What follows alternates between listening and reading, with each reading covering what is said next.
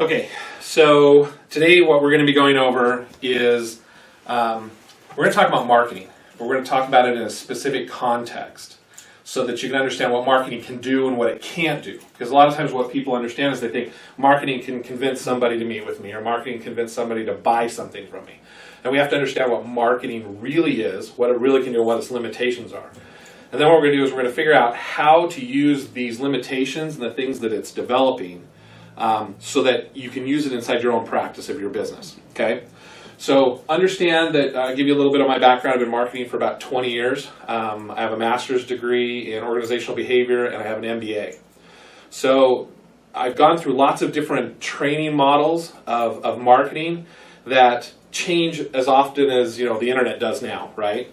So I've been through all of the different types of marketing that people talked about 20 years ago, which was the next great thing, and then I've been through all the social media marketing that's supposed to be so great now.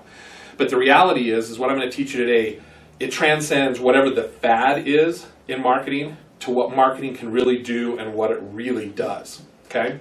So we're not going to be talking about a specific like social media. That's not what this is about. What this is a foundational marketing training so that you have a foundation to build any kind of marketing plan on, not just, if you're going to do a Facebook campaign or if you're going to do a mailing campaign or whatever it is. It's the foundation of what you need to know about marketing so that you can then build anything on top of it, okay? So a lot of people believe that marketing should make it so that the prospect is standing at the door with a check in hand going, yes, I want to buy your product, right? And it's a fallacy. Can't happen. Doesn't happen that way in anything. Think about all the television commercials that you watch. Think about how they sell cars to you, right? They show you how it looks on the road, or they show you how dependable it is. They show you a story. All those kinds of things is because they're following what I'm going to show you about how marketing works. You can't really buy a car from a television commercial. It doesn't really make it so that you want to buy a car. What it does is it moves you incrementally forward until you take a step that you actually have to go someplace to buy a car. Does that make sense? So what we're going to talk about is that process. So what we're going to talk about is something that it's kind of closely held. And what's interesting is in both of my graduate degree programs, I learned about the same exact thing, they just had a little bit different name. But yet, if I go online and search for it, I can't find it. So it was really interesting that two different graduate schools taught the same thing with a little bit different names, but I can't find it on the internet, which is really interesting. So I thought this was kind of cool and something that I can share with all of you to help you understand. So we're going to talk about marketing. And currently, so in this context, we're talking about marketing to businesses and talking about selling technology, right? That's what we do as a business. So I want you to think of everybody right now is inside this circle. And this circle is called the hate group.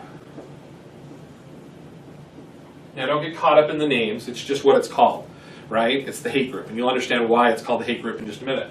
But every single person who doesn't know you and doesn't have a good impression of you is inside the hate group, which means pretty much everybody, right? Especially if you're just starting your business, everybody's there, right? So inside the hate group, it's just everybody. Then we have to worry about what the next group is. And the next group is the swing group. The swing group are people who have some specific rules applied to them we'll get to in just a minute, but it's the next step. It's the evolution from here to here, okay? And the last group is the love group. Now, if we were actually drawing these to scales, obviously this one would be huge, right? Like the sun, and this one would be the earth, and this one would be the moon, right? They'd be smaller as they get forward because how many more people love you right now in your business than hate you, right? I mean, you're talking about everybody and maybe very few small people inside the love group. So this is called group theory. And it's what marketing is based on across the board. And when I taught this to high schoolers, I've taught this in college. And what's interesting is that as you start to learn this, you start to understand how you're being marketed to, especially around Super Bowl commercials. Super Bowl commercials are good at this. Sporting event commercials good. Sometimes commercials try to do too much and they make you feel awkward. And you'll understand why, because what they're trying to do is move you from the hate group already in the swing group. And guess what? It's impossible. Can't do that. You can't move somebody from the swing group or from the hate group into the love group. It doesn't happen. They can't do it. And if they try, think about a used car salesman. Think about that for a second. Are you real comfortable going to talk to a used car salesman? Why? It's because you want information about the car, right? You want information. What kind of gas mileage does it get? Do I look good in it? Does it drive well? You want information about the car. But what's his main objective? Let's get you to buy the car, right? So he's pushing too hard and he's trying to get you from here to there. That's why you don't like it. Okay? So we have to understand how this system works so that you can move people from one group into the next. So marketing is about movement. It's about moving somebody that is here to here, and it might be that in here they need to make several small movements, and then eventually they'll move into the love group. For all intents and purposes, what we're talking about the love group today, it's not necessarily buying a product, okay? It's about setting an appointment to meet with you, okay? So if we look at it inside this perspective, let's talk about a couple of different things, because this incremental movement it's actually governed by a couple of different rules, okay? So what you're responsible for is moving people, not just, think about, we always talk about target groups and segments and those sorts of things. The reality is that you're not trying to move, don't get into target groups at this point. The reality is you're trying to move as many people from the hate group to the swing group as you possibly can. And you're responsible for that movement. And the reality is the more you're involved in this movement, you personally, the more successful you'll be. Doesn't mean that you can't use mailers. It doesn't mean you can't use email. It doesn't mean that you can't move others. Can't move using other items. But the more personal you are in this movement from one group to the other, the more successful that you'll be. And it's also important to understand that it's practice every day. It's not about, okay, let's latch onto something that we think was work and beat it till it's a dead horse. It's about trying all different kinds of things to incrementally move people through the system. Whether that's at networking events, whether that's emails, whether that's phone calls, whether that's referrals, all these different things. You have to do a lot of different things because you'll find out the critical mass in this group is critical for your success. Okay? So let's talk about the first rule. And the first rule governs this movement right here. So between the hate group and the swing group. And that first rule is that you're only trying to give these people to move into here two things. Okay? One is some knowledge. They have to understand or know something about what you do. That's it. Just knowledge. What do you do? You're not trying to sell them anything. You're not trying to get a commitment. You're not trying to give them a sales pitch. You have to come up with a way to let people know what you do so that it is unintrusive, that it's accepted universally in a conversation, and it just explains a little bit about what you do without the sales pitch. The second thing is almost equally as important, and that is that this movement, this thing that you're going to say, this 30-second elevator spiel that you've got, it has to leave them with a positive impression. Because without the positive impression, no amount of knowledge is going to help them move from the hate group into the swing group, right? So the idea is to give them those two things. To give them a little bit of knowledge about what you do and have them have a positive experience in what you do. So in all of this right here, this movement from hate to swing, you'd think that it'd be easy. But a lot of people make it a whole lot more difficult than it needs to be, right? Because they go into networking events, or they go to write that email, and they go to, to build mailers, or whatever marketing they're going to do, whether it's social media or anything. They try and stretch too far. They're trying to go clear to here. Because they don't want to waste it, is what I hear a lot. Well, I don't want to waste my opportunities. Well, the reality is if you try to do this route, you're going to fail, and you'll waste all those opportunities. Because what happens is that if someone... This is going to happen quite often. They're going to move into the swing group, then they're going to forget who you are. We've got a lawnmower outside the window, so hopefully you'll be able to hear us. movement from the hate group into the swing group, what's going to happen is that if they forget what you do, right? Because we all forget our conversations, right? They'll move back here, right?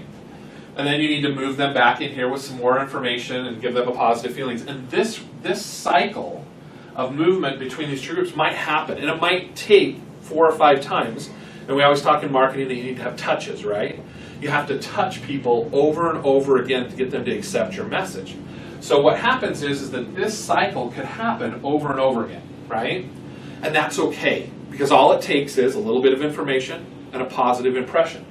But once you try to do this with somebody, they're not going to come back here and want to do this again. And this is what they'll remember of you, that you tried to do that. Leaves a bad taste in their mouth, they won't make that transition again.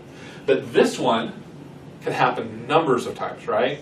All you gotta do is give them something that they have some knowledge about you, and then a good impression about you. So, if we think about examples for this in the swing group, you should be able to sit back and come up with hundreds that you could do. Anywhere you go with people, right?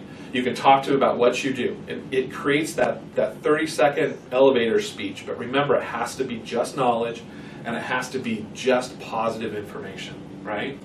So what happens then is that if we keep focusing on this as a daily activity, you have to do this every day. And there's a couple of reasons why you need to focus on doing this every day. One of the reasons is because as you do this every day, it's practice, and you get better at it. Same reason why the person, they make professional athletes go through that, 3, 2, 1 at the end of the clock over and over again, where they shoot the ball or they kick the field goal or whatever it is, because they have to get them in the mind of understanding that every time this happens, I do this, right? And it's the same principle in your daily activities. The more you practice, the better you'll get at it, the more you'll understand how to do it, and the more it'll become more effective. And for someone who says, I have a problem or I have a hard time doing this, and this becomes an issue, it's usually because they're not practicing enough. They're not doing it, which then means that they don't have critical mass here. And when they don't have critical mass, then movement from here is almost impossible. Okay? So it's small steps, it's over and over again, it's the daily activities. So when we talk to people about their business, especially in the type of business you're in, the goal then is to do this daily. How many people do you get in there? I focus on trying to get 5 to 10 people in there every day. Movement from here to here. And then it'll reach critical mass, and you won't have to do 5 or 10. You'll do 5 or 10 a week. But until you reach critical mass, which we'll talk about what happens to critical mass in just a minute, but 5 to 10 every single day will put you in a position where you reach critical mass in here, so that this next step happens more naturally than what you expect. So if you think about it, this is everyone. This group here is going to be a lot smaller. And if you did 5 to 10 for 3 months, you're looking at 300 or 400 people, right? It's probably a good idea to have that many to be critical mass. So what happens is that as you're working through this, these are daily activities, but this group is infinitely smaller than this one, right? Several magnitudes smaller. When you're talking about everybody and you're talking about 300 people here, and 300 sounds like a lot, the reality is it's not. It's a couple of months of good hard work. But when you get 300 in there, then what you can do is you can divide them up into groups, target markets, whatever you want to call them, and you can start to figure out, what do I need to do for each one of these groups to make this move? Because this type of marketing, from swing to love, then becomes more individualized. It's a smaller group, then you divide them up into more smaller groups, right? And then what you do is you figure out, what do they need? And sometimes it's on an individual basis. You might have one person in a group because it's the only type of person inside this swing group that actually fits inside that mold, right? So marketing from here in the swing group to love group then becomes something that you do with a lot of thought. You slow down, you take some time, you sit down with that person, you think about what their needs actually are. And then you start to figure out, how do you position yourself?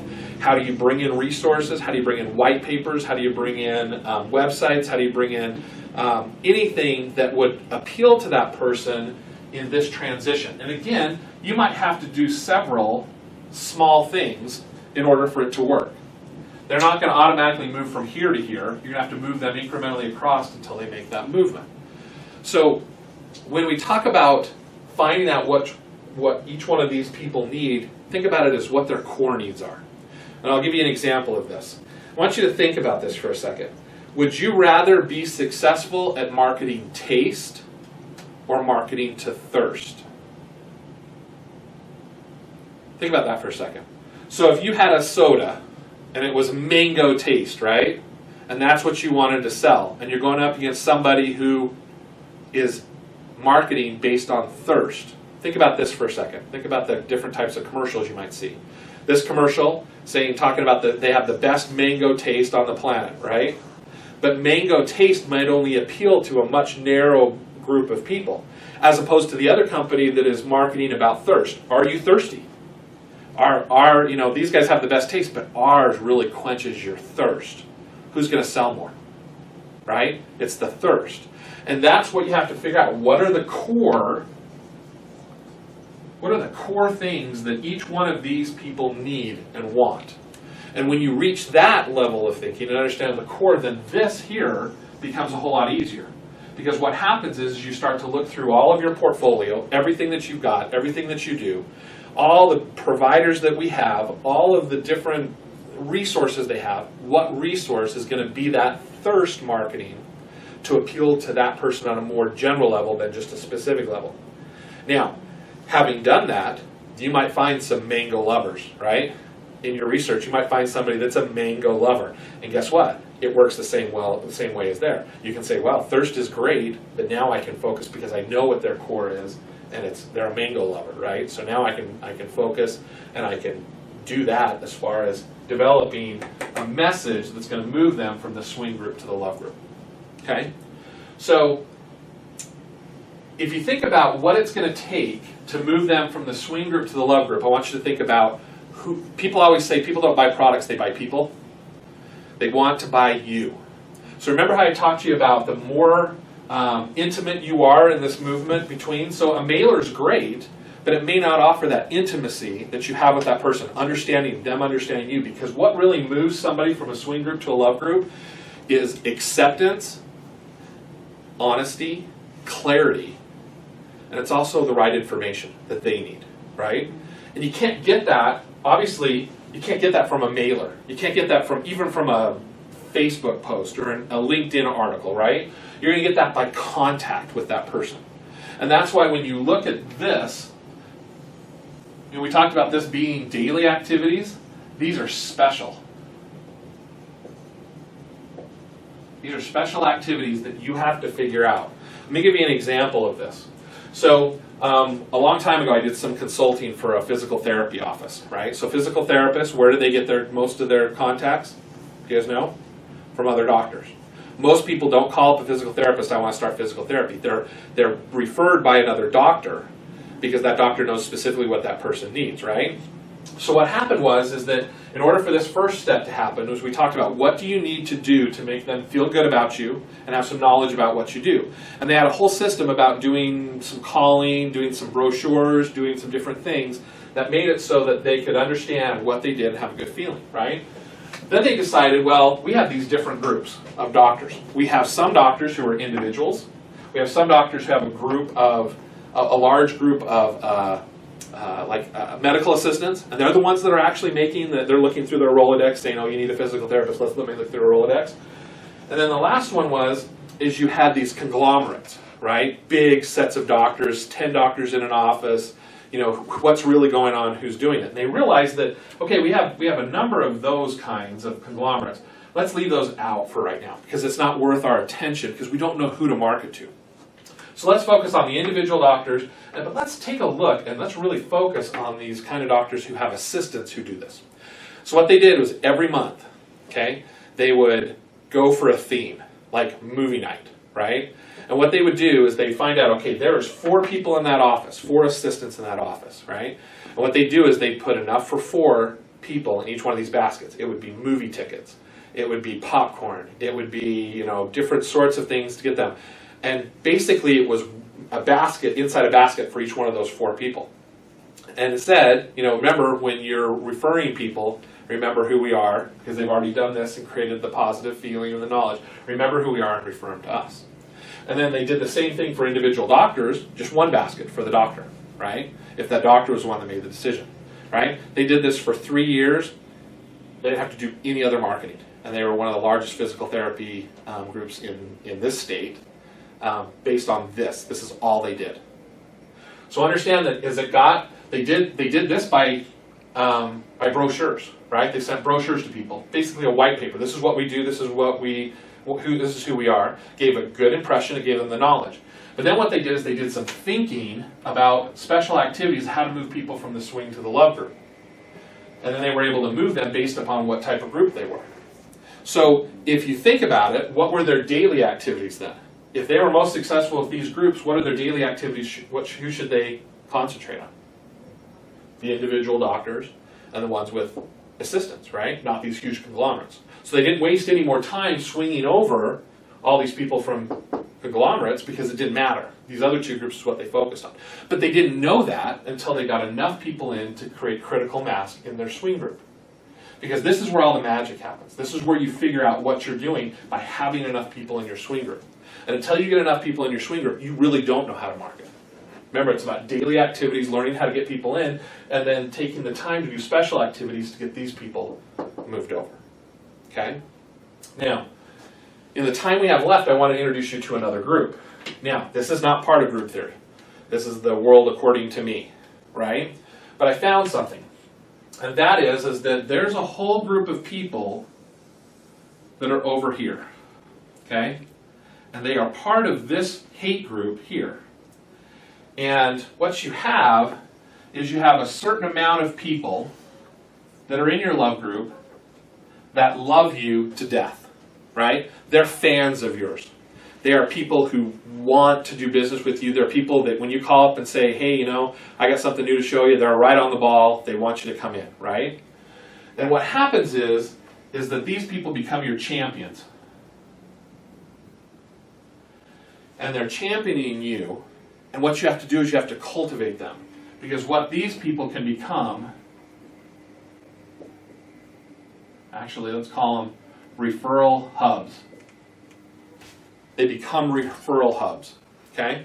Now, why this is critical inside your business and why we talk about gaining referrals so much, because something can happen that can't happen otherwise. So these people can reach these people. You can't move somebody from here to here, but these people that you're champions, your referral hubs, they can go get these people and they can walk them through this system rather quickly, here to here, for you. So what happens is when you get these people, if you cultivate them, it's almost like moving this group of referral, we're going to put EE on the end, they're referees, right? They're the people who are referred. It can move that group to right here. And these people here will move them into your love group. That's why referrals are so important. Because it bypasses this complex system into saying, hey, who are they trusting with their business? Who are they getting good information from? Who do they feel good about? And I'm not saying it's everybody in this group, it's a smaller subset. But these people over here will base all their good feelings and all the things that they need to order to move into the love group, they're going to base them on your champions. And they're going to move them for you into the love group. I've had it millions of times. I can't tell you how many times when someone says to me, I've been in situations where I'm in an appointment, and man, my brother works for this company. He should really hear this. Well, great. Let's get him on the phone. Can you call him right now? Everybody says, you're crazy. Why would you do that? Well, because the guy's excited, right? He's already in this position. He's already in your love group because he's saying, hey, my brother should hear about this, right? He works at some company. He's got some similar issues that I do. Well, guess what? You let that person in that phone call right there, hey, go ahead, let's call him up. Hey, brother, I've got this situation here. I've got somebody here's helping me. I know you had this situation. Would you like to meet with them too? This is completely bypassed. They're moved over here into the love group. That's why referrals are so important, because it'll move people faster. They're banking that this person already knows what they're talking about, that they've already been here. Now this person can move here. So understand that if you understand how this works, then you start to understand that, okay, what do I need to do in my business? Well, if I don't have critical mass in the swing group, then I need to spend daily activities, 5 to 10 people over a day. And it can be anything. Only has 2 rules, so it opens up to anything you can do. Emails, phone calls, networking. You can send out letters. You can do stuff on social media. In fact, if you really think about it, putting articles on LinkedIn, putting posts on Facebook, doing stuff on Twitter, that's what this is. That's all this is, right? And it's just over and over and over again. Sometimes it gets noisy there, right? So you have to be distinctive and you got to figure out, okay, how am I going to stand out from all this noise? But then once you've got this swing group and it's large enough and critical mass, then you use the core of what they really want, start doing special activities to move them into the love group. But the issue here is in our particular business, most of the time, this special activities, once you do these kind of things, it's probably always going to end up with a phone call. Almost always you're going to make a phone call after you've done all this stuff and ask for an appointment. It's what it boils down to. But the reality is if you've done all this stuff and you've got all this momentum, that phone call is not going to be hard. And then what happens too is that with this critical mass, when you've got enough people in this area, what happens then is that it'll start to happen naturally. You'll have people start calling you. Because as long as you keep them moving incrementally along, and it might be this cycle that you're moving into, but as long as you keep people active in the swing group, situations are going to come up, and all of a sudden they're going to have a need that they didn't have before. And they're going to call you to talk about, hey, I understand that you do this. We need help at my business. We need help at my department. We need help in doing whatever it is that they're doing. So understand that it seems like it's complex, but the reality is, get them to know you, get them to feel good about you, figure out what the core is, and do special activities to get them there. That's your marketing plan.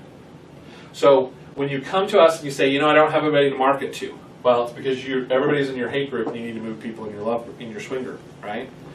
And then people say, well, I have a hard time getting appointments. My first question will always be, well, how many people are in your swing group? Because if you've got 300 plus, if you reach this critical mass, setting up appointments isn't very difficult. You have enough people. Then maybe what you need to think about is if you have critical mass but you're not getting appointments, is are you doing enough thought? Are you giving it enough thought? Are you trying enough things to do special activities based upon their core needs? Now we have programs at CoreTech Brokers that work through this system and help you. Let's think of it as a cast on a broken arm, right? We can provide the support structure, but you still have to do the work.